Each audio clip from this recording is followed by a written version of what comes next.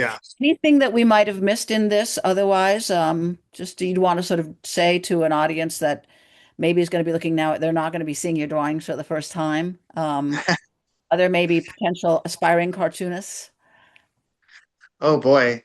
I mean, it's funny actually that I have gotten a few people lately over the past couple of weeks. A few different, younger students who are asking about, how to go about becoming a political artist or, kind of a hodgepodge of that. And then like, how do you deal with worrying about blowback and all that stuff? And I don't know, like, I guess,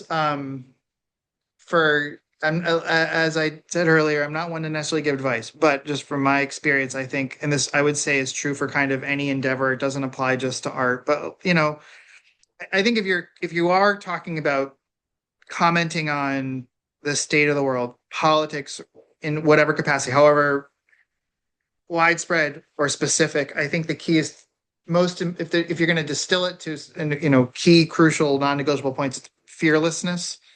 Um, uh, Maintain the perspective and feeling you have, like we already said earlier, because chances are other people are feeling the same way. That's mostly in response to people's concern about. I do get a lot of people asking about how do I get an audience, because that's a lot. I think a lot of times people see like, oh, you have a lot of followers. I want that. How do I do that? I don't know. I've never done anything to cultivate an audience, but what I will say is people respond to something that makes them feel seen and heard, right? And so if And, someone's feeling a certain animus and then they see their internal monologue visually, that can be very impactful. But I think if you're going to go again, if you're going to comment on things politically, whatever it is, writing, painting, a song, um, be be fearless about it. Don't pull your punches. That doesn't mean to be okay, how many F bombs can I drop, or how offensive can I be? And this is why not to jump all over the place, but this is the thing with South Park where I was really gratified to see their turn with all of this, and that's great. But again, keep in mind it's a turn. I credit them to a degree with partially with we're at what why we're at where we're at now. These are people who really mainstreamed the notion of the edge lord, yeah. who took nihilism to this weird, thing to aspire to. Again, glad they made the turn. They should have done it a while ago.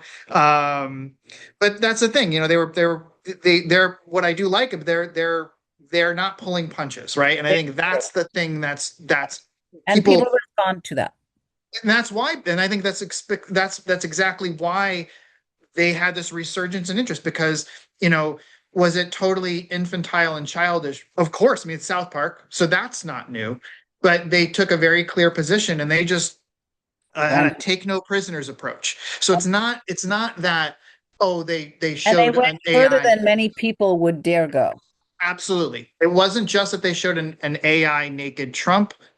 I mean, that's part of their that's the thing they traffic in, right? So that's not so surprising.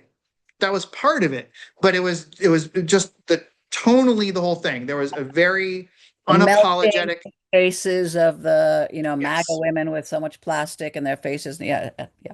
Exactly. And I think that was the crucial thing that they unlocked that made it so impactful, which drew them a lot of, I think, newfound respect. Some people who like I had I certainly mean, never, I had never watched South Park, so I think I probably saw it. I mean, It's maybe, but before I think the only time I'd seen South Park was before it was even a TV show and it was part of the Spike and Mike exactly, Animation Festival, exactly. right? So I remember that, but so I think like here's two people, right? We both had the same experience, and why? Because it was this visceral, It courage exactly, and I think it was, and again goes back to sort of feeling and very like funny. it should, and of course, and that's the other thing too, right? It has to be funny, and that's the other thing that they changed from. One of the things I was aware of South Park that was totally gave me I had no interest in is because they to me committed the only sin in comedy, which is punching down, and that was their whole thing. They punch down all the time. And it's just like you're just a bully and whatever. And then some people like it. It's not for me.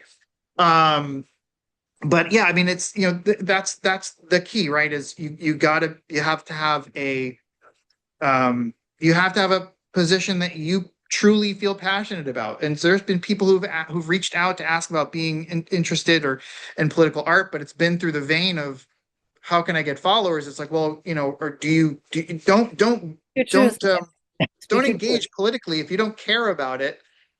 I want everyone to be engaged, but if first of all, if you don't really care, if it's not your thing, you're not passionate, you're going to burn yourself out. You're not going to, and if, especially if you're creating art, it's going to show. People will see right through it. So Um, my question, I didn't ask it earlier, but now I have to it'll probably go into the interview, or maybe it won't be in this interview. But I did want to know if you feel comfortable saying what you do in your other work, your paid work, and whether or not you imagine, or if you could imagine getting paid for what you do as a cartoonist, what would that look like? Where would you be doing it? And what might be the best thing that could happen with it? so I work for a vegan food company in Chicago, the Chicago-based food company. I do like operations, human resources, sort of a mixture of that. But I moved here and took that job. I mean, I have a real hard time uh, working art wise, working for other people. A lot of it, mostly, I just haven't a lot of it. Haven't had a lot of It's experience like, with it. what would you, if you could imagine getting, It would be, I mean, I look like? children's books is the thing I always wanted to do, to be honest. Like I wanted to be a Really? children's book illustrator. Wow. I mean, Shel Silverstein, Arnold Lobel, Quentin Blake. My first favorite artists are still my favorite artists. Oh, So, wow. and that to me was always that's if I could have a sort of a perfect job with art, it would be writing, and illustrating children's books. That's all I ever wanted to do. Not that I don't enjoy in a weird way. I mean, I do enjoy what I do now, but it's really, I mean, I enjoy drawing. It's the one thing in the world I like doing above all else. But to be honest, the drawings I do now, its primary utility is as a form of self-therapy, which sounds maybe a bit And it's heavy-handed. also, I think you know that you are being of use to other people. You know that you are being politically useful by documenting things in the way you are, but people can look at drawings and it can let them laugh at things. It can let them cry at things in a very different kind of way than the kind of pieces I do, which are, long form, deep investigative journalism pieces. Right. In a minute, you've given them a little bit of a moment in the day. Um, I've gotten a lot of people who've reached out expressing to me that it's been helpful for them, not in terms of keeping them informed, but it helps them uh, mentally, which Emotionally. I've never Yeah, would have anticipated. absolutely. And I think that again, that's such like an incredibly nice and rewarding weird byproduct that I never could have ever expected or anticipated in a million years. But that's what caused me to reflect and realize, oh, that's actually precisely the reason I do this. Yeah. I don't enjoy drawing these people or the subject material. I mean, who would enjoy that? And so why do it every day? Why spend a couple hours every day doing it? I've come to find that it's will become a very helpful necessity. Like I need it to just compartmentalize to, I don't know, just the act of doing it decreases my stress level a little bit. Um, And so by you it's sharing it, you're doing that for a lot of other people too. Yeah. All right. Well, it's been great to talk to you. I do want to tell you that I think that you're extremely talented, and I definitely feel like um, your drawings speak to me many, many levels, visually particularly. I really love the drawings as drawings. I love them for their content, of course, but as drawings, I think I look back at them a lot and I really appreciate them as drawings. I'm very visual myself, so I really like that. Thank And you so much. I certainly hope that you'll think about it. I know people are going to ask me something, so I'm going to go ahead and ask you, which is that they always want to know, do you sell any of these? Do you put them on t-shirts? Do you have swag? Do you have any project to do that? And I'm sure you have an answer to that.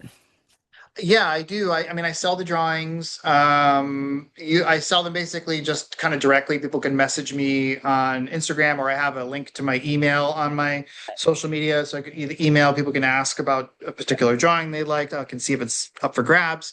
I do have a lot of different t-shirts, and like hoodies and And these would tote be bags. located at what site? My website. So it's just my name. So jesseduquette.com. I've got a bunch of t-shirts. Yeah. T-shirts, totes, a couple stickers, I think. And But yeah, I'm I always, I immediately thought, oh, a calendar, because if you do a look back calendar, of course you'll find something every day or every month. Uh, that's my next endeavor. Yeah. That's been a suggestion for a long time. And I've just never, I right. guess, like had the mental bandwidth to figure it out. But yeah, I definitely want to do that. That's my next thing. Right, great. All right. Thank you so much. And Thank you. what we will do with this is obviously we'll have I'll do a short summary on Substack, and then we'll have it also up released as a YouTube video for people. So you're likely to get some comments, and really appreciate it. Best of luck with everything. Thanks so much for having me. It was great talking to you. Thank you. Yeah. Bye.